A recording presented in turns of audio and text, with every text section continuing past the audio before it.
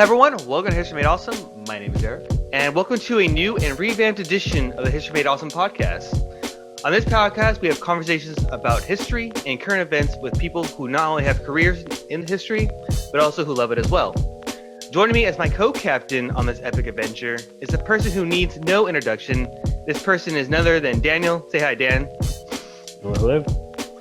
Okay, now our second guest on this podcast is someone who me and Dan know very well, and is a person that we consider to be a very important mentor to not only us, but a plethora of other students of history. This illustrious person is Dr. Adam Zeintek, Associate Professor of History at UC Davis. Hi, Professor, and thank you for joining the program.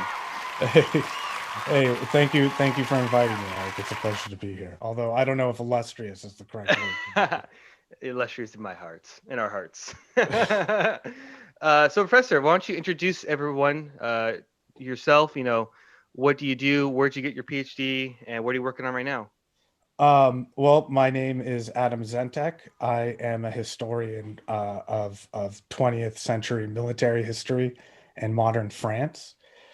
I did my undergraduate work at the University of California, Berkeley, where I had an honors advisor named Tyler Stovall, who was very influential in my early development.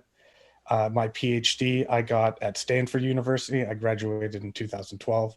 And I had several very, very influential advisors there. My dissertation advisor was named J.P. Doughton, and my dissertation was about French alcohol consumption in the First World War, in particular in the French army.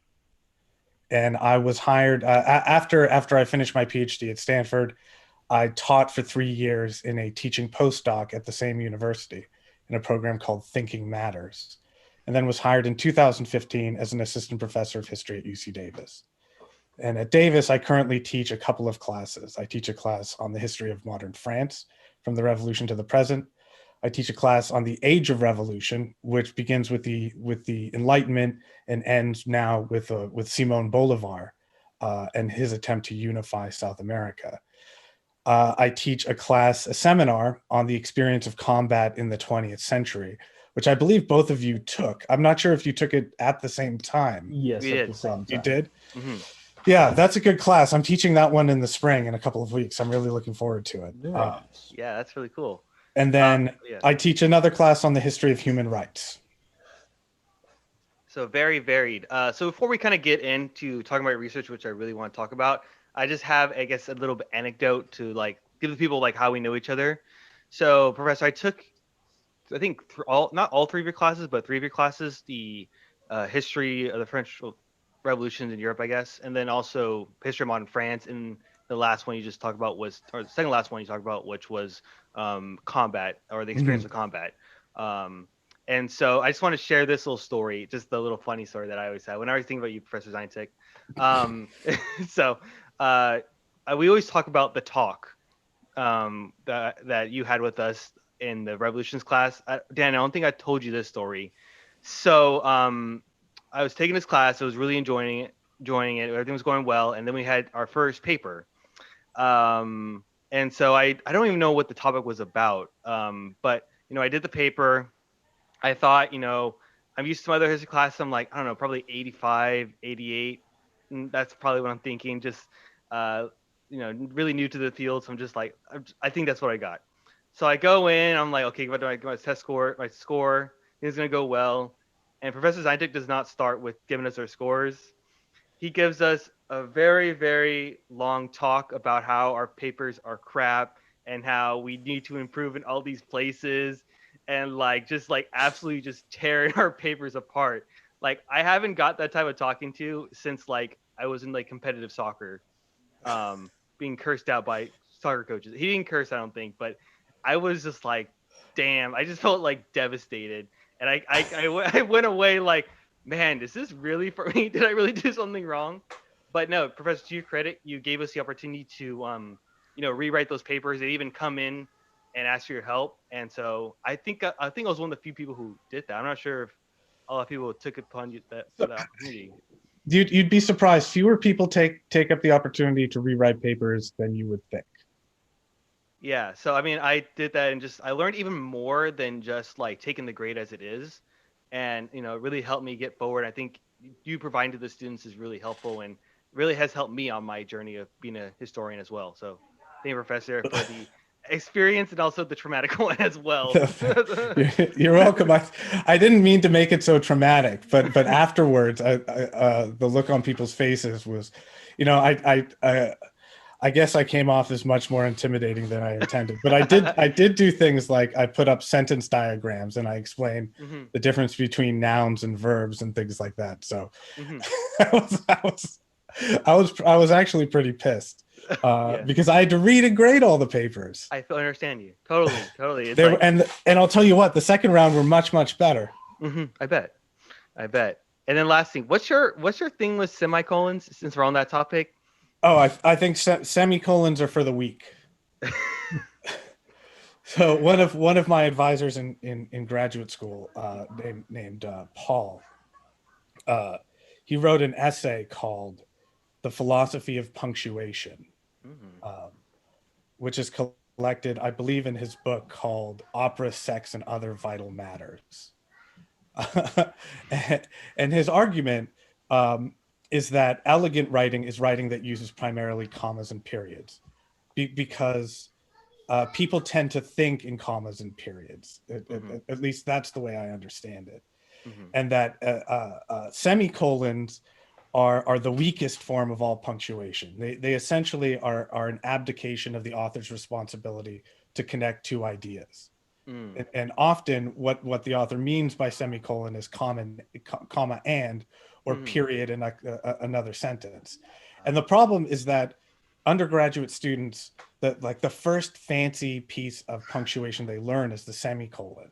Mm-hmm. So they'll write a paper and like a third of all the punctuation marks will be semicolons. Mm. And in this effort to try and elevate their prose by introducing new and more complicated grammatical structures Mm-hmm. into their writing, they tend to lose the clarity that they should be striving to achieve. Mm-hmm. So that's the root of my semicolons are for the weak. You're allowed to use them when you're making serial lists, Yeah. but I try to discourage undergraduates from using them. It's the funny thing though. Like, I do not use semicolons at all anymore because every time I'm gonna use like, oh wait, Professor Zeintek said no, so I won't do it. Oh, I have to go and I have to edit out all of my semicolons too when I write something, because I find that they're just so useful and easy to like Paul said, do the work of connecting the ideas that the author should be doing, Mm-hmm. leaving it to the reader. Mm-hmm. That's good writing is always writing that makes it easy for the reader to understand what it is you're trying to say. Definitely, Professor. Well, Dan, do you have anything else to say, or do you think we can move on? Do you think to other topics? No, I think you've both covered punctuation very well. I don't think I have anything to add. Okay. Okay. So Professor, let's talk about your current research. I believe right now you are in the process of finishing your book, right? That's correct. The book that will never finish. I'm on one of several rewrites because I'm having trouble finishing it. Yeah. But yes, it should be done by the end of the summer. Is the deadline that I've set for myself. So, well, I mean, you have published things, which is really good. So I know the one article you published was the effective neuroscience and the cause of mutiny in the French 82nd Infantry Brigade. That came out in 2014 in the Contemporary European History Journal. Before we talk about, I guess, the connection between this article and your paper, would you say that a lot of it, like the central aspects of the book you're writing, comes from this article? No, It's changed in some way. I think it's changed. I think it's changed Mm-hmm. in that my thinking about the subject has, along with my understanding of history more generally, from having, I think, lived it in a way that that I hadn't up until this point, when I was, when history was stuck in neoliberal stasis and everything seemed to be going up forever. My ideas about how alcohol functions in social context has changed, I think, relatively dramatically, and become, I hope, more sophisticated. I think we can see. Well, I think it'd be cool to kind of see how those ideas have changed, or in a sense. I mean, of course, the book has not come out, so we can't see the full change in some sense. But do you think we can maybe talk about how things have kind of changed in certain ways? Sure, sure. So, okay, so I guess let's first talk about this article, like some of the central pieces in it, and kind of the central narrative in it. So, from what I understand from kind of reading it, there's kind of like two pieces, I think, and maybe one that's maybe connected in some way to those pieces. So I think, one of the ways is you kind of want to bring in the sense of, well, one of the things you want to bring in, neuroscience as a way of studying history. You believe it's kind of an important contribution that should be brought in. Yes, in a certain sense, but almost in a not in the sense that historians should be reading neuroscience journals necessarily, but that the some of the framework of the neurosciences and some of the general conclusions, in particular in insofar as they are concerned with the way that alcohol and drugs affect our body and the way that emotions work, could be useful to historians. Yeah, so I think you kind of use this idea of category emotion theory, and I think from just looking at it, it's like I think there's lots of emotions, right? But you think that fear and anger are just like emotions that everyone kind of feels, or at least has the same kind of like feelings, I guess in some form. So this is a really interesting question, and you've managed to get to right away the part of my thinking that I've revised significantly. Yeah. In that when I was an undergraduate, I studied neuroscience, and through most of my undergraduate training, and then through to the first couple of years that I was in graduate school, the dominant paradigm in the neurosciences of emotions was called the basic emotions theory. And what the basic emotions theory holds is that all human beings have a subset of basic or natural emotions that function in much the same way. And that each of which corresponds with a certain characteristic facial expression, and each of which corresponds with a certain characteristic neural pathway. Right. So in a sense, there is a fear circuit or an anger circuit in the brain.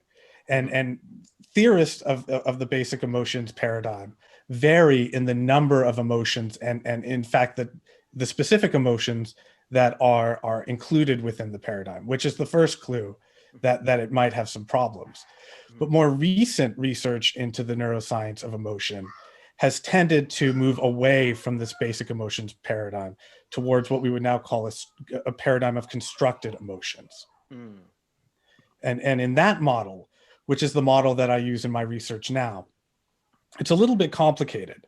But so the way it works is that the external world or some kind of external or even internal stimuli, right? They cause what's called an interoceptive response, which is to say they feel a certain way in your body, right? Yeah. And it's that bodily feeling that is then decoded in the brain, right? That is made sense of. So in the most basic way, emotions have cultural context built into them, because you need these what the neuroscientist Lisa Feldman Barrett calls emotion concepts to make sense of the interoceptive sensations. And so in the paper that I wrote in 2014, what I argued was essentially, along with the basic emotions paradigm in the existing literature with alcohol, that soldiers, in order to mutiny after this particularly disastrous offensive in the spring of 1917 along the Chemin des Dames, gathered together in places like bars and drank. And they did this because alcohol has effects on anger and on fear, on a neurobiological level, in the sense that it interferes, or what I argued was it interfered with or dampened this fear response through its chemical changes that it affect in particular neurotransmitter systems in the brain, while simultaneously priming this anger response. And so it set a certain emotional context that when the commanders came to confront these soldiers who at the time were refusing to go into the trenches, calling for peace, calling for better conditions. It created an escalatory emotional spiral that led to sometimes violence between officers and enlisted men. And what I was interested in actually two parts in the paper. First was that neurohistorical approach, and second was the microsociology of violence. Yeah, and those two things are still what's the center of the project that I'm developing now, my book project. It basically divides into two halves. The first half is based by analysis of French alcohol consumption in the army through this lens of constructed emotions. And then the second half is like a case study of what happens when the army loses control of the system of emotional manipulation that it had created with its alcohol distributions, and soldiers turn that against their commanders. So two things I kind of picked on. I know that neuroscience, you said, is still something you still kind of follow in your work. One of the things I've kind of come across is kind of the use of science or like biology and neuroscience. I think in some ways connected to that idea. I was in a graduate seminar it was basically a historiography seminar, and so like straight up, like, what is the history of history in a sense, for the people who don't know. So our professor gave us a talk about bringing about like biology and history together. And interesting enough, a lot of people were really kind of not cool with the idea, and a lot of the students. I think a lot of the ideas were kind of the fact that there's a loss of agency in some sense. How like sometimes biology or these sciences kind of override human decisions. I think you touch on that a bit when you speak about trying to avoid ways of reductionism and essentialism. I don't know if you can maybe speak to that idea or that question in some sense, or if that makes sense. Well, in the original critique of this approach, this neurohistorical approach, which it's based on the work of a historian at Harvard named Daniel Lord Smale, and his argument was based on this basic emotions theory, and so the approach was critiqued within the history field, in particular in the field of the history of emotions, as being overly reductive and kind of biologically materialistic. Right, that the danger in using biological explanations for history is that it deprives people of agency, like you said, and it tends to, or in its worst, portray the richness of the human experience as being nothing more than the pre-programmed responses of automatons. Which is not what historians are trying to do. And the other thing is that the integration of biology and history in the late 19th century and through the first half of the 20th century provided the kind of intellectual groundwork for some of the greatest crimes in all of human history. So you do talk about that in your one piece, but I think you kind of bring out some ways to kind of avoid those things. I think one thing he's talking about is like bringing in the historical context and trying to bring in this idea that, we're trying to make our claims that are small and not very large. Maybe you can expand on that. Does that touch on how you want to avoid these ideas, or? Well, here, I'll give you an example of what I mean when I say, first, something about constructed emotions and how you can use neurobiological explanations that are not necessarily historically reductive. And that is the case of the French armies distributing often large amounts of distilled alcohol that in France at the time was called eau de vie, but which soldiers called Nol. They would receive this alcohol before they attacked, in particular in these set piece attacks, wherein there would be a lengthy artillery bombardment as preparation. And there would be almost a kind of formal countdown to the time, because everybody knew what heure H would be, right? The hour of attack. And about 20 minutes before the attack, although this didn't happen in 1914 and very seldom in 1915, the first evidence that I can find of this actually happening was in a battle that began in May of 1915, when soldiers were given alcohol to drink before they attacked by their commanding officers. The amount that they received was actually quite large. It could be somewhere. I think the low end is somewhere around 6 standard drinks, the equivalent of maybe 3.5 or 4 shots, which was taken down all at once. Although some soldiers claim to have gotten more, a quarter of a liter, or sometimes even more than that. And the stuff they received tended to be of high proof. Some soldiers would say it was mixed with ether because it was so strong and stupefying. Mm-hmm. And so the first kind of the easy explanation in the neurohistorical way of understanding what's happening here is that these guys are facing a bottleneck of fear and tension before they go over the top and attack.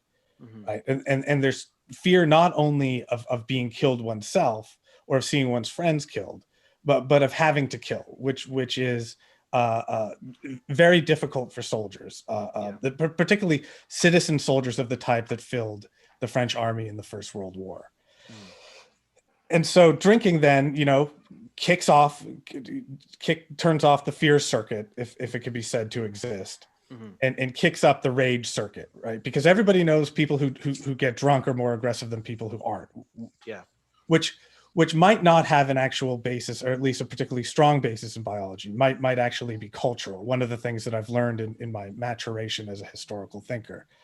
This is a great book called Drunken Comportment.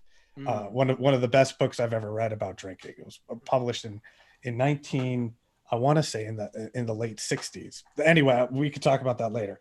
So these guys drink, right, and then they go over the top, and in their journals and interviews, they say things like, it made me crazy drinking this stuff. I wouldn't recognize my mother or my father.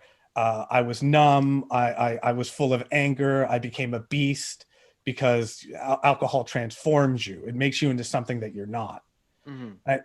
But the thing to know is that at this time in France, distilled alcohol is almost considered to be like a hard drug.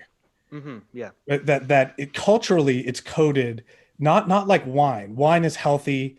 Wine is invigorating. Wine has these nervine or nervine properties where it actually recharges the electrons in your brain, or I'm sorry, the neurons in your brain, filling them with this special electrical energy. Whereas distilled alcohol was recently introduced into France in mass amounts in the 1880s, 1890s, right when France was industrializing in the kind of Zola sense, right, of coal mines and factory towns, and an urban proletariat that was drinking much more distilled alcohol than French people had in the past. Yeah. And so alcohol, distilled stuff, becomes associated with the criminality of the working class, with the biological degeneration of the French nation, that it turns people criminal and murderous. It takes away their sense of morals, making them no better than a beast or a brute. And so when these guys are drinking, they're also experiencing the feeling of intoxication through this cultural lens. Right. So they experience the intoxication as the feeling of moral permission, as the feeling of becoming something other than what they would be ordinarily. Right. And by not only by killing their fear, but by making this intoxication feel a certain way. Right. It's a kind of ritual that unifies them as this moral community dedicated to this act of sacrifice or stupidity or heroism or whatever you want to think about it. Yeah. And so it's interesting. Yeah. Oh, sorry. Continue. Yeah. And so what this does is it helps force people through this bottleneck of fear and tension before the attack. Because once people get out of the trench, they have no choice but to run forward until they are either cut apart or forced to hide in a shell hole because of machine guns, or they arrive at the enemy trench and find the enemy bewildered or dead. Yeah, and then in the article itself, I think you do touch on that when you talk about how, because you talk about the mutinies, right? And you say that a lot of times the soldiers would get mutinous, but a lot of times it would be ended kind of short and quickly once the officers kind of stepped in. But then once you had these soldiers in I forget the regiment, it was called the 82nd Brigade of Infantry, yeah. I think. Yeah, so when the 82nd, when all these guys were all intoxicated and all these guys were drunk, all of a sudden then the this mutiny kind of goes out of control, right? Like how these guys start, terrorizing homes. They almost want to kill their officers. And one thing you say is that, one thing that they also talk about is like how drunk they were. And then within that kind of context, you talk about how, drunkenness make them not understand what the consequences were for their actions, or to kind of be more brave than what they usually were, to kind of take on the officers and the state. Is that kind of in the article how it works within your thinking? Yes, I think the context of this article is the series of mutinies that take place in the French army after this offensive, as I mentioned, in the spring of 1917. And somewhere around 30,000 or so men are involved in what appear to the French army to be organized protests against the war. And usually the way that these work is that men will receive, a unit will receive an order that, in 24 hours, they're going to be rotated back into this battle. And they will refuse to go. And there's a something of a wide variety of what these mutinies look like on the ground. Some of them are very cordial. In fact, probably the most cordial and sophisticated one took place in the 129th Regiment of Infantry on June 1st, 2nd, 1917. I'm sorry, May 31st to June 2nd, 1917, which was the subject of a book written by a historian named Leonard V. Smith, Between Mutiny and Obedience, which is an excellent book and a key book in the field. But on the other end, you have the 82nd Brigade of Infantry, in which a mob of what was described as up to 2,000 men attacked their commanding officers, chased them into the Mairie in this town. The Mairie is like a town hall, laid it under siege, threw rocks at it, called for their heads, and might very well have killed their commanding officer, this poor General Boulot, had they caught him and managed to get in. And in this case, the men were very drunk. In the case of that is examined by Professor Smith, the men were actually sober. It's the only mutiny, incidentally, where there's positive evidence of men being sober. Most of the other ones, my theory is that men again mobilize the power of alcohol, right? Traditionally, the way that this is explained, that the fact that there's so much drunkenness among the mutineers, is that drinking disinhibited people, right? They mutinied because they were drunk and disinhibited. But I'm arguing the opposite. I'm saying that they drank because they wanted to mutiny. Yeah, definitely. And I think the one thing you talk about, because I think it's attached to this idea of consensual coercion, in a sense that the state used alcohol to kind of do. The state used alcohol to have the soldiers do their bidding, which is to fight a war against Germany, right? Yeah, but then what you say is that in this work, it's the opposite. How kind of the people themselves, or like the people essentially, kind of go against the state and kind of use the state, uses a weapon against the state, their own weapon against the state, in a sense. Well, so there are certain kinds of social effects that come with drinking that have been well documented in the literature, and this is why having a basic knowledge of the literature can be helpful, the scientific literature. That alcohol studies is dominated by something called the alcohol myopia theory, which says that people who are intoxicated tend to have a restricted view of the world, right? They have cue salience towards negative cues. They tend to respond to negative cues strongly. They respond to neutral cues negatively, and positive cues, like neutrally or something like that. And another part of alcohol myopia is what's called unattainable goal commitment, which is a fancy way of saying, when you're sitting around in the bar and you're like, I could be president or something like that, right? Like that there's a kind of commitment to unattainable goals. And you see this happening, right? On the one hand, and I think this is due to the actual effects of alcohol, because they're so widely recognized across time and space that I don't necessarily think that these things have anything to do with culture, but culture provides the plug-in, right? Culture provides the cue, the salient cue, and in many of these mutinies, what happens is these guys get the order to go out, like they're going to be rotated in 24 hours, and so they go to the local bar and they drink in the bar together. right? And they sing the Internationale, which whenever soldiers sing the Internationale, it's bad news for whatever, unless it's the Soviet army. Then the Soviet army completely different, yeah. Yeah, at least until 1943, right, when they switched the national anthem. And then their officers come to get them out of these bars, and that's the cue. That's the negative cue, right? That's the moment of confrontation. And if the officers kind of back down, right, then the soldiers have a kind of forward inertia to come out of the place, to go out into the streets, to keep singing the songs, and the kind of feelings of indiscipline and resentment that are contained within these drinking places spill out after the confrontation. And that's the second part that I'm interested in, is how these actually escalate. Yeah, that's actually really interesting, because it's almost like it's kind of a combination of two things. It's the chemical of alcohol makes you more braver and more smarter than you actually think you are, which then gives you this idea that you can do almost anything. But it's also like a cultural thing, how like the soldiers would be in these bars and it would create a type of feeling and atmosphere, which will then kind of combine in the two things, which will then lead to the actions you're talking about, which is mutiny and other forms of resistance, right? Right. I think it might be fair to say that alcohol and culture combine in such a way as to prime the soldiers for indiscipline. And when the environment is such that there is a confrontation, it can turn violent. Like in one, the mutiny of the 18th Regiment of Infantry, which took place between May 27th and 28th in a town called Ville-en-Tardenois. The guys, again, I think they were drinking. They take over the town. A set of lorries comes, right? The trucks that are going to be taking them up to the front. This set of lorries comes and drops off another regiment who's going to be rotating into the town, and these guys are supposed to get in these lorries.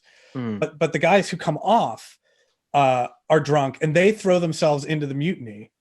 And the guys who are supposed to get on the lorries instead machine gun their lorries and blow them up. But then the interesting thing is, by 7 a.m., the mutiny's over. Right. And so I think also it's not a coincidence that most of these mutinies last from somewhere around 7, 8, 9 in the afternoon into the late evening into the early night to the early morning, which is how long like a cycle of drunkenness takes. Yeah, definitely. So I mean, in those contexts, I think it's really useful to use kind of neuroscience. I think it explains a more deeper level that what's occurring than what you would see like on the surface, I think. I think it provides a useful way of approaching problems. Like, it doesn't provide the answers. Like, you're not going to find the answer to why things happen in history in a neuroscience journal. Yeah. And anybody who tells you that you can is lying. One thing I've learned about the neurosciences is that they've really failed to deliver on their promises. You know, people were saying in the 50s and 60s that basically all mental problems would be solved through the interventions of psychopharmacology and the emerging neurosciences. But we still don't even know what dreams are. Before we move on, Dan, do you have any questions or anything you thought was interesting or things you want kind of clarified? Just one comment. Drunken Comportment, A Social Explanation was published in 1969. Yeah, so I was right.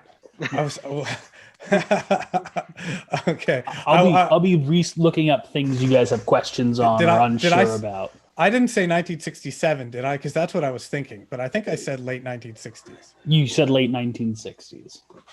I Googled it just to verify. That is all. Coolio. No. I was going to say, I think you could see there are certain patterns, microsociological patterns in escalation during these contentious political confrontations. That I think you could see them even in recent American history. The way that crowds escalate, that the way that there's usually a hardcore of people who create a situation of moral holiday in which looky-loos or people who would never have anything to do with this kind of stuff become looky-loos, and people who would have been looky-loos throw themselves into the I hate to use the word mob, but I think sometimes that is the correct word. Well, oh wait, I had to touch on that one because of what I do for my research, where I look at crowds in early modern Europe and also or modern Spain and early modern Spain.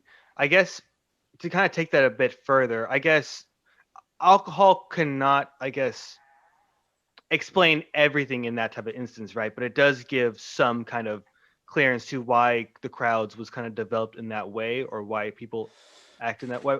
Because I think a part of it also could also be the culture of kind of societies in those ways as well. I would be very surprised Hmm. if we were to find out that the people that we just so recently saw were sober.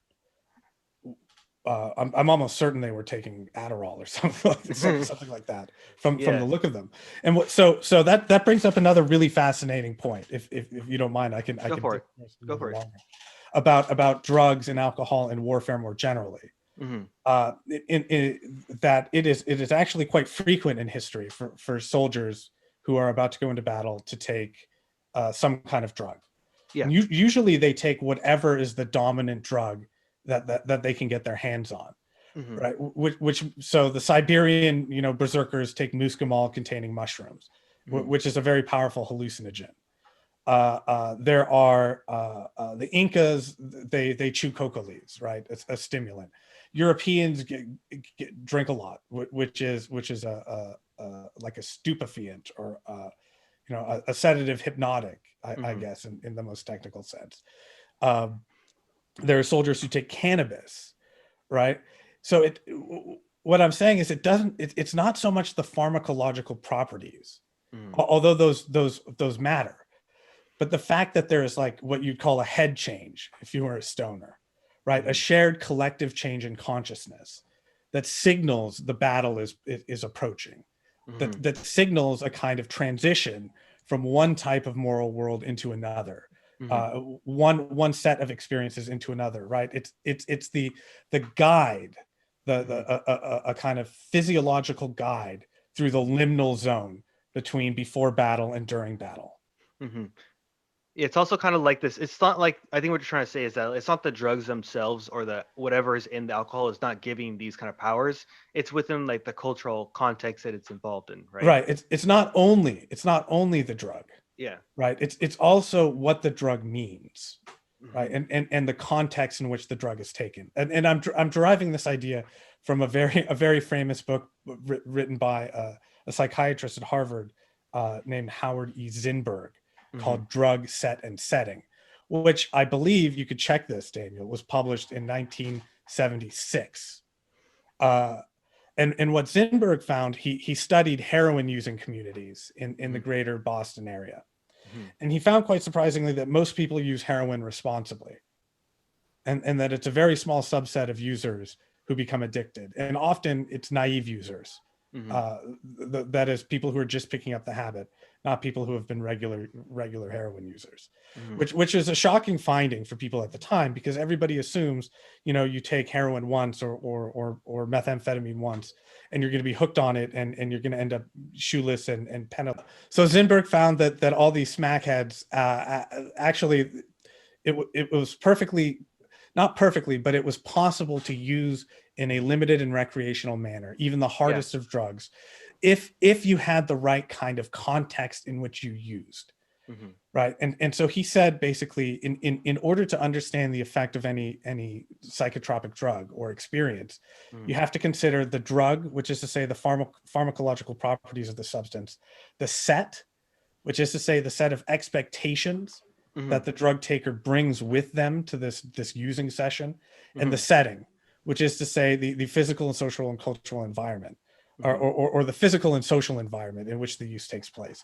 And like an easy way to understand this is like, it feels different to take a shot of Fireball, at a bar, Hmm. than it does to have a glass of champagne at Like a fancy party or something.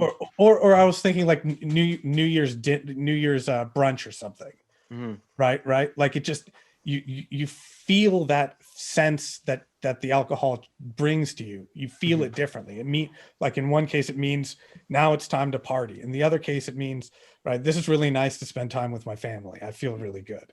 Yeah, no, I guess in that sense, it does make sense. Danny, got anything else to add to that, or are you good? I just looked up the number of intoxicated people at the DC protests, and couldn't find too many. I did find, coincidentally, a bartender and her militia brought alcohol down. Not quote, not very much. End quote. A bartender and her militia. Oh man. Brilliant.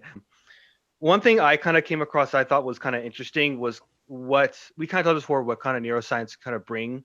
You kind of touched on a bit where you said it can tell partially what it is. I'll just read a quote from this article I thought was interesting. This was on page 520. It's about a paragraph, but there's some interesting parts of it. In this context, you try to bring about this idea of like what neuroscience can do to this type of understanding of this history. I think you talk about the cultural. No, I think it's just the neuroscience part. I'll just read it. Second, and more importantly, the charge of reductionism is premised upon an unsatisfying all-or-nothing either-or model of causality. Either effective programs explain everything, or they explain nothing. And since they cannot explain everything without reducing everyone to automatons, they must explain nothing. This critique fundamentally misreads my argument, which is that the categorical theory of emotions can help provide partial answers as to why and how specific basic emotions influence specific decisions in specific cases. The emotional consequences of alcohol consumption in the 82nd Brigade of Infantry can be considered the proximal causes of the mutiny, but only in light of other contextually bound, necessarily antecedent causes that overlap and augment each other. So the reason why I brought this up is because I think within history, I think a lot of people expect of us, and maybe sometimes in the field as well, is that we kind of need to have like full answers or like fully explained kind of answers. And I don't know if you're kind of touched that on in your research, or what's your thought on this idea that, we got to have full answers and maybe not like proximal answers to why something happened. What's your thoughts on that, or does that make sense? What I'm trying to ask. Well, in that case, when I said proximal, I meant like most immediate, not approximate. Okay, but you say either or though, right? Yeah. No. So what I mean to say is that I think there is a space for this kind of understanding of emotions and their role in history, right? Mm-hmm. This neurohistorical understanding of emotions, that it can be useful. That it can't provide all the answers, right? That mastering the neuroscience of emotion is not going to give you on its own insight into why people do the things that they do without understanding the historical context. But I think that approaching emotions bioculturally can provide some insight into why people do the things that they do. Mm-hmm. Like it is possible to elicit emotional experiences in other people, right? And it is possible then to generate emotional experiences that predicate certain kinds of group behavior. And it's not, I don't just mean by virtue of using drugs, but political speeches, propaganda, and advertisements can do this. Using our phone, checking Twitter feeds. All these things can create kinds, they're means of creating emotional experiences in others.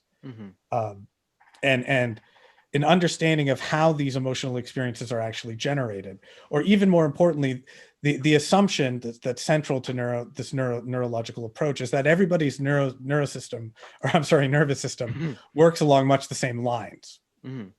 Right, which means that ingesting a psychotropic substance does much the same thing in everybody's body. That is to say, the interoceptive sensations are very similar. The biological aspects of it. Yeah. So that's why the power to elicit a sensation, and then the power to define what that sensation means culturally, or to elicit a certain sensation that already has pre-existing cultural associations, is in fact the power to generate group experiences, create emotional communities, and in certain circumstances drive social behavior. Yeah, I think that was kind of interesting to me because because I deal with Spanish nationalism, and Spanish nationalism is a bit kind of like kind of Debbie Downer in a lot of times, and so just the historiography of it, and everything. But I find that kind of interesting because I think what you're trying to argue is that just because it doesn't, just one aspect of viewing society doesn't give you an entire answer of why something happened, doesn't mean that it should be thrown out or not used at all.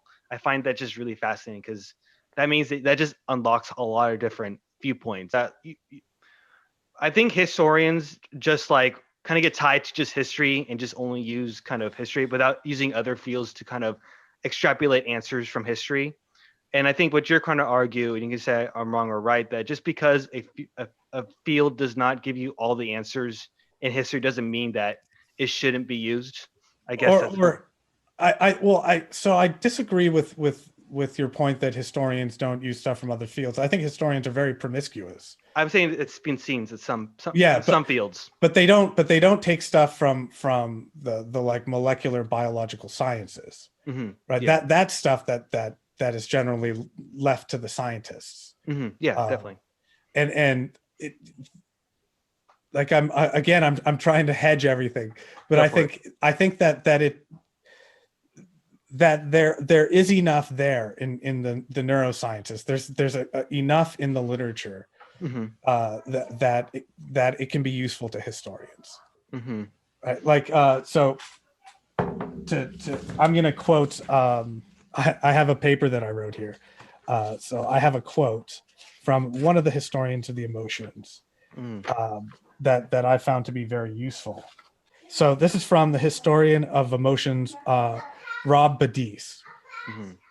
He argues, quote, humanity is always being exposed to stimuli that, to some degree, influence automatic affective processes in historically specific and concrete ways.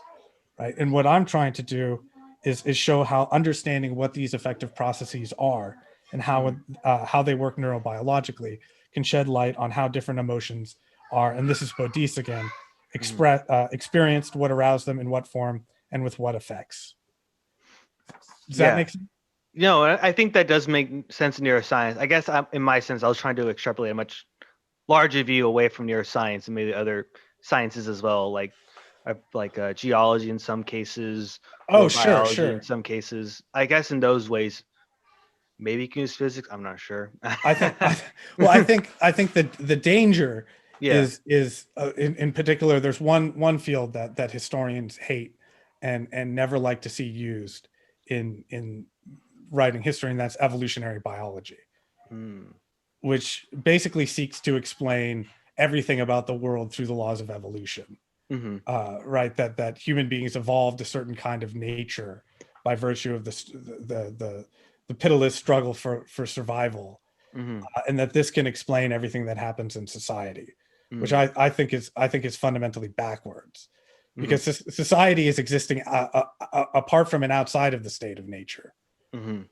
Sometimes right? we don't act very rational. I guess in one way we're very humans of culture. Or rationally, according at least according to the rationality defined by evolutionary biology.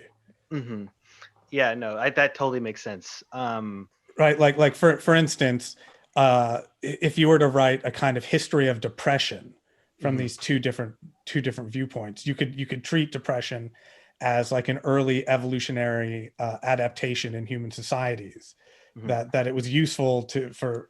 I mean, there's all sorts of different theories that it was useful to have some men who didn't want to go and hunt and stay at home or something, right? Like that's a typical evolutionary biology type of argument. And then say like depression in the modern period comes from a maladaptation, right? Like that we've adapted to live in the savannah, but we're living in the 20th century. But I think it's much easier to just say that the 20th century is alienating. Right? Like you don't need evolutionary biology to explain why people are alienated over the 20th and 21st century. All you need is the 20th and 21st century to explain that, right? That it's perfectly possible to have an internal explanation, a historical explanation there. So it's like, the what I'm trying to avoid in my work, insofar as it's possible, I think it is possible, is a kind of E.O. Wilson sociobiology approach to history. Mhm. which historians absolutely despise. I don't know if you're familiar with that approach, but I think it kind of just it's kind of overusing science to explain certain historical kind of effects, right? Kind of yeah, not. Yeah, continue, sorry, Professor. it's using certain kinds of sciences to explain social behaviors and individual dispositions. Hmm. Yeah.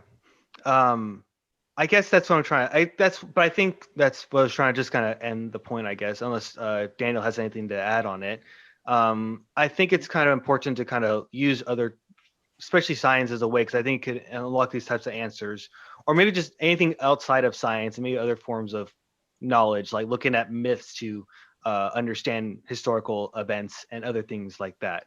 I think that's really important. I think that's something I've really come across in my own kind of grad experiences, being exposed to these other perceptions and how they can be very useful. Yeah, there's that one of the nice things about history is that its form of knowledge, the historical method, does not preclude using forms of knowledge from other domains, Mm-hmm. right? That the historical method doesn't mean you can't use sociology Mm-hmm. or physics, if you want to put it that way. Yeah, yeah, yeah. I'm a physical how would you even say that? Historian physicist? You know, His historian. Well, actually, if you say historian of physics, that you're just saying the history of physics, not yeah, actually using then you're physics. something else. Yeah. So, just really quick, Professor. So, I think when I was reading it, I mean, I'm not a neuroscientist or have any kind of connection to neuroscience. So I just was wondering, kind of, I guess, how did you kind of get attached to neuroscience, and then how did that kind of transition into to using history to explain certain things, if you can? Oh, that's also a good question. So I'm a first generation college graduate, Mm-hmm. and when I entered my undergraduate career, I was pre-med. I because that those were basically there were kind of three career paths that were laid out for me as appropriate, and it was like go into finance and banking, become a doctor, become a lawyer. Mm-hmm. Like that's what my education was for. Mm-hmm. And I took biology classes primarily for my first 2 years of college. I took history classes mainly as an avocation, as a hobby, and a way to boost my GPA for my medical school applications because I was much better at history than I was at science. And so my track as an undergraduate was in the neurosciences, Mm. and so I took classes. I took a class in one particular with a professor named David Presti called Drugs in the Brain, where he talked about the molecular mechanisms of different psychotropic drugs, Mm-hmm. and it fascinated me. And so I'd continued the kind of lightly reading in that field Mm-hmm. uh, ever since, and I think it predisposed me to see certain things in the historical record in the archives that other people didn't see, at least not in the same way. Mm-hmm. And then, well, I guess, how did you kind of get to World War I? I guess, in because military history is a very. We'll talk about kind of the uniqueness of military history within current academia, but I guess how did you kind of get attached to World War I and military history in that way? So that's a good question. Um, I came into graduate school. I decided I was going to go to graduate school in history and not try and become a lawyer or a doctor relatively late in my academic career. But I studied French Algeria. That's what I wrote my undergraduate thesis on, and that's what I wanted to study in graduate school was decolonization, and in particular the French Algerian War. Mm-hmm. And I wasn't particularly interested in being a military historian. I wanted to study French intellectual responses to the French Algerian War. Mm-hmm. But I found that it would be very difficult for me to do the kind of research that I wanted on French Algeria because I didn't speak Arabic. And although many the majority of the sources that I would have considered would have been in French, Mm-hmm. my advisor suggested it would have been tough for me to get a job without having Arabic as well, and that would have delayed. I would have probably had to have 2 or 3 years of language training. Mm-hmm. And so I decided that I didn't want to do that. And I cast about for a different dissertation topic. And at this time, I was teaching a class that Stanford teaches a class on war in the 20th century once in a blue moon, a professor comes over on loan from the Naval Postgraduate School, which is in Monterey, and teaches this class kind of as a public service. And I was the one who was slated to be the TA for the class. And I found the actual military history, in particular of the First World War, to be fascinating.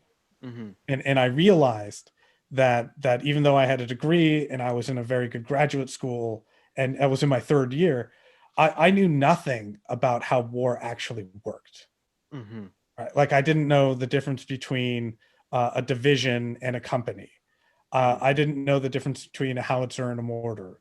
I called them airplanes and not aircraft, and I called them guns and not rifles. Right? Like I was completely clueless about military history, and I found it to be a very exciting field when I began to read into it.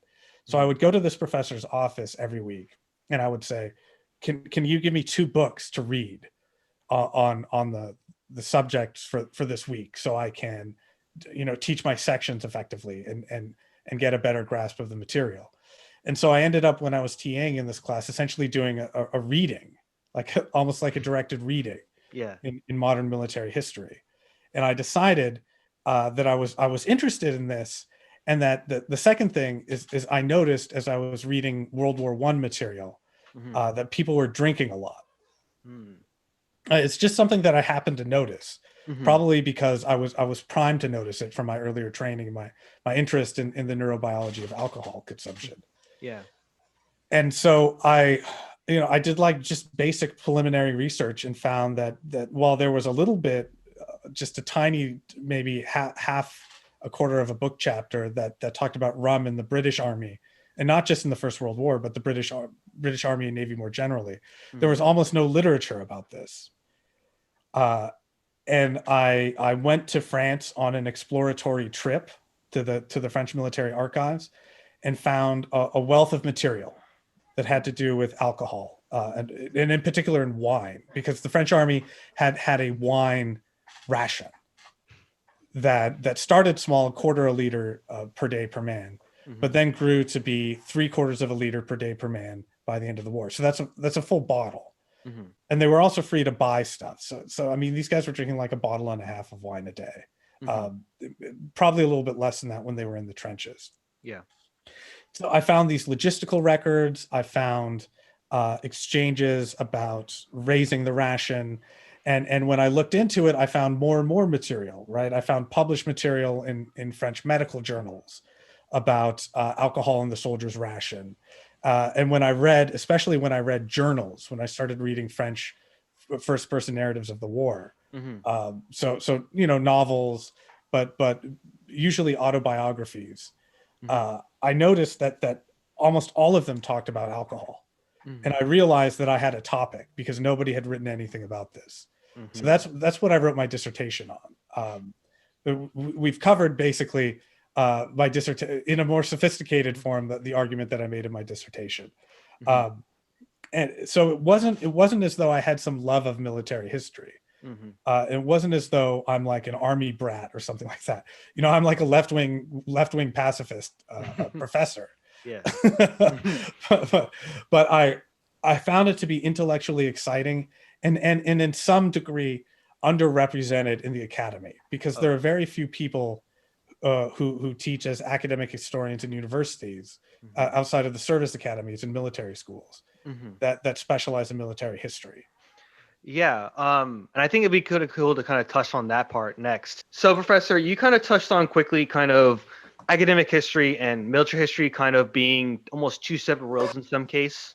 And just to kind of begin that discussion, because I think it's a very important discussion as someone who studies military history in a certain sense, I kind of want to read this forward. It's from a book that I read. I think I was maybe 14 years old. Came out. The original book came out in 2009, and the recent one that comes from this forward is from 2012. I'll read everyone this piece, and then I'll tell you who the author is, and I'll tell you why I kind of began to use this as the beginning part for this introduction. So it reads, "It is well that war is so terrible. We would grow too fond of it, wrote the great Confederate General Robert E. Lee in 1862, thus neatly encapsulating the two conflicting emotions that war has always stirred in a human breast: repulsion and fascination. War has always been with us as a violent method of resolving disputes. The earliest communities fought each other for control of food and land, but war, in its strictest definition, is a state of armed conflict between nations or states, or between groups within the same state, otherwise known as civil war. The first recorded wars between organized armies were fought by the city-states of Sumer in the 3rd millennium BCE. Since then, states have habitually used war as a means of achieving their political ends when all peaceful options have been exhausted. War, according to the Prussian military theorist Clausewitz, is nothing but the continuation of politics by other means. Um, I know this is the last part I think I'll read. Scarcely a generation passes in any nation without some exposure to war. Between 1500 BCE and 1860 CE, there were in the known world, on average, 13 years of war to every 1 year of peace. Virtually all frontiers between nations, races, and religions have been established by war, and most previous civilizations and empires have been expired because of them. The history of the world is the history of warfare.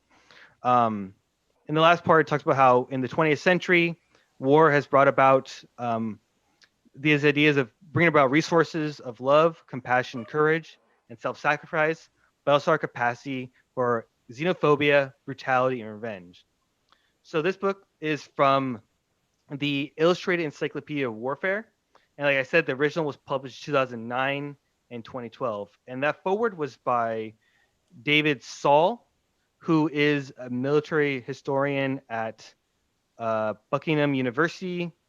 And he's written a lot about like the British Army in India and the mutiny that occurred there in 1857.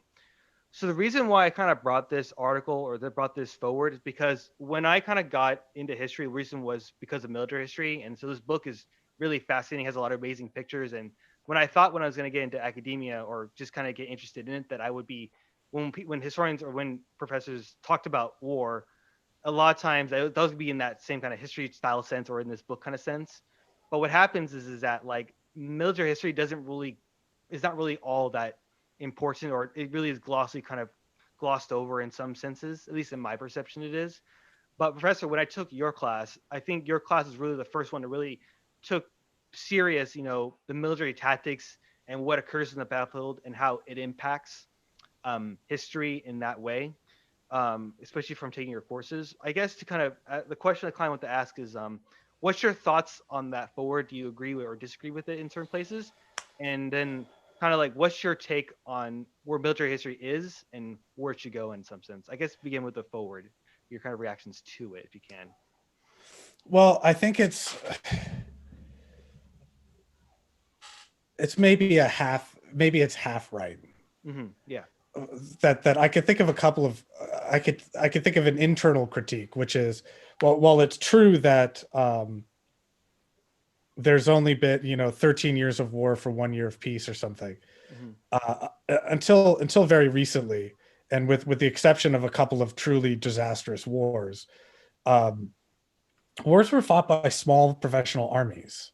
Mm-hmm. Right, like war was a scourge when it came to your village, but it didn't affect people in the way that it does now. Mm-hmm. Right, we're in the age of enormous armies, the powerful states with great capacity, that I think that's misleading. That most people live in a state of peace, and even during states of war, up until recently, again, wars were decided by battles, and battles were quick and sharp. Mm-hmm. So I think that makes it seem as though the world is always tearing itself apart, which I think is not true. Mm-hmm. But I also think it's not true that wars are the only things that decide things like borders, right? Like, yeah. those are also political processes. Mm-hmm. War is a political process, but Mm-hmm.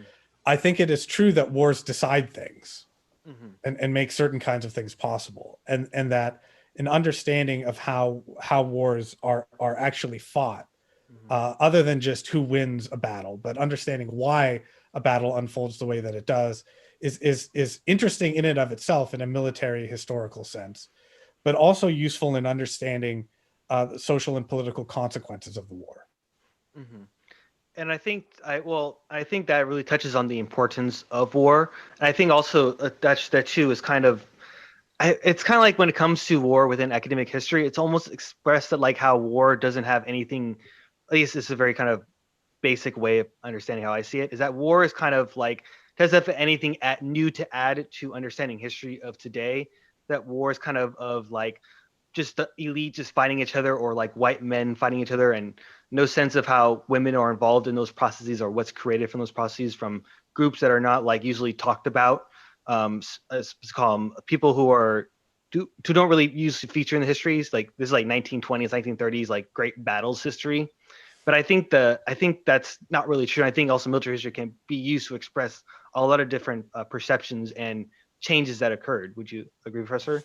Yeah, I think beginning in the 1970s, Mm-hmm. the emergence of what's called like the new military history.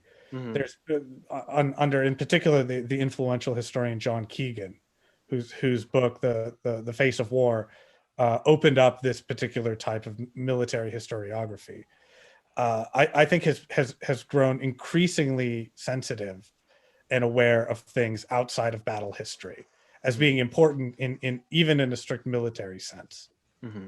Um, and I think also there's a division within the field between social and cultural historians of war and technical military historians, Mm-hmm. because their jobs are different. That often technical military historians and a technical military history education is part of the training of an officer, Mm-hmm.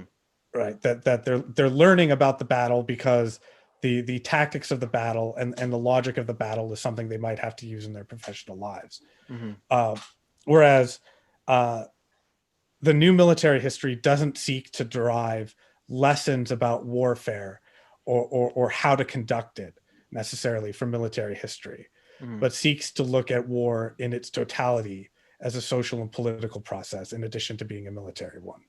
Mm-hmm. And I guess maybe we might be jumping the gun on this, but I guess do you think that military history, or at least knowing, understand how battle works, understanding, well, of course, not making that's not your main focus as the social or cultural military historian, but understanding how the war works and how battles work within those certain contexts, um, and then creating those types of histories, academic histories. Do you think that's becoming, I guess, more not more popular but more important in recent times, or do you think it's still kind of lagging in that having that kind of viewpoint? Do you think? Well, I think there's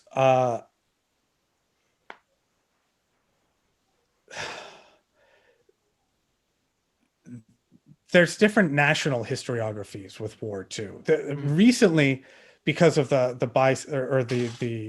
centennial of the First World War, there was a lot of really good military history that was produced, Mm-hmm. and a revival of interest in it. Um, but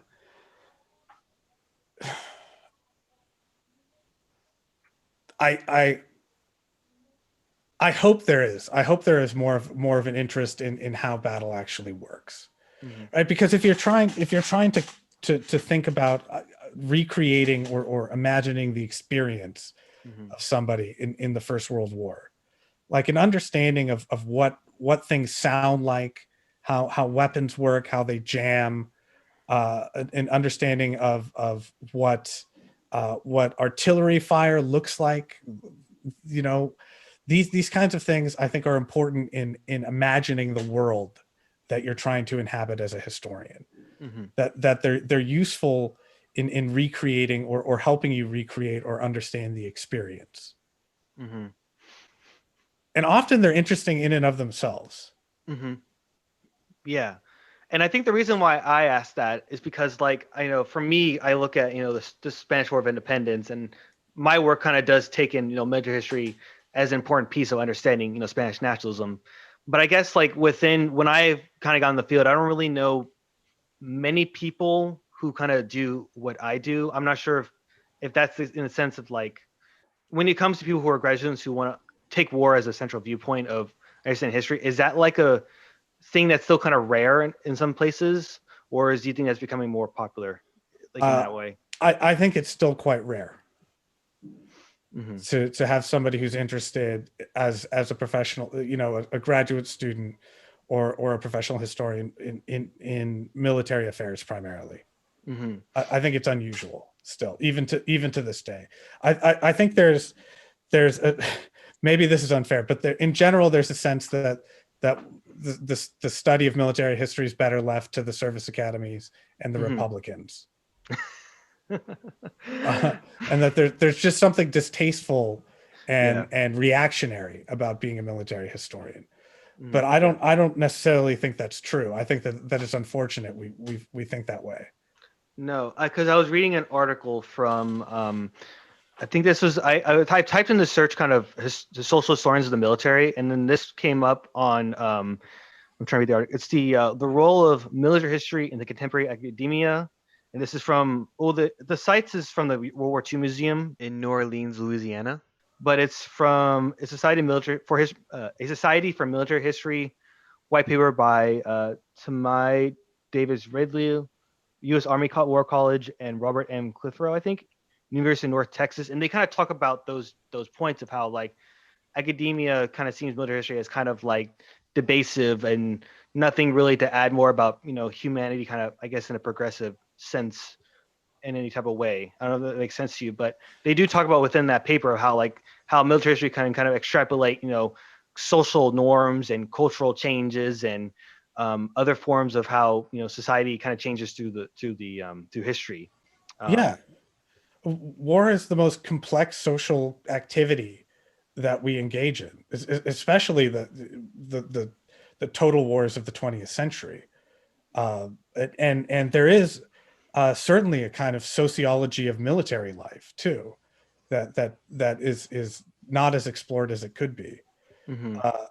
And I don't mean to say that there are no universities that do military history. I think no. Right, there's the Ohio State University, I think North Texas, Kentucky, the University of Kentucky, I think the University of Florida, all have quite good programs of military history and military history presses. Yeah, but it's they're the exception rather than the rule. I think that article, that white paper, is right. I've given a paper at the Journal of Military History, or at the Society of Military History's annual meeting, and I felt like I was a little bit out of place. Yeah. But it was interesting that there's not a whole lot of overlap between the two historiographies. Yeah, well, I mean, I do think that it is important to talk about war, and I think war is a very important cultural thing that humans do and take part in, and I think that there should be a more interested and more kind of taken serious what happens in war and the events, the results that happen from war. And I just think war not only is a fascinating subject, but there's just so much like room to grow from it, and so because it's still a rather new topic within academic history that I think there's still a lot more interesting things that come out of it. I think that's my point of view. So yeah, I think that touches on that subject. That's all for me. Dan, do you have anything else to add or anything else to say? No, it was a pleasure having you, Professor.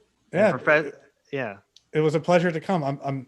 I hope I didn't talk too much and commandeer the podcast. No, perfect. You are the star of the show, Professor Zeintek, for today. So, and Professor, do you have anything else to add or anything else to say before we end off? Give the last word.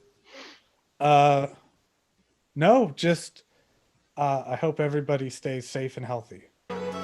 Yes, we all do too. Well, hope everyone enjoyed the podcast. Hope everyone can be ready for the next one. Professor Zeintek will not be the last guest in this podcast. We have some other people who will be joining in the later episodes, but hope everyone enjoyed. That's it for me and Dan, Professor Zeintek. Bye. Goodbye. Hi everyone, Eric here. If you enjoyed this podcast with Professor Zeintek, then be sure to check out this fun quick-fire Q&A video we did with him regarding history and other fun questions. The video can be found in the eye or in the description below. Thanks.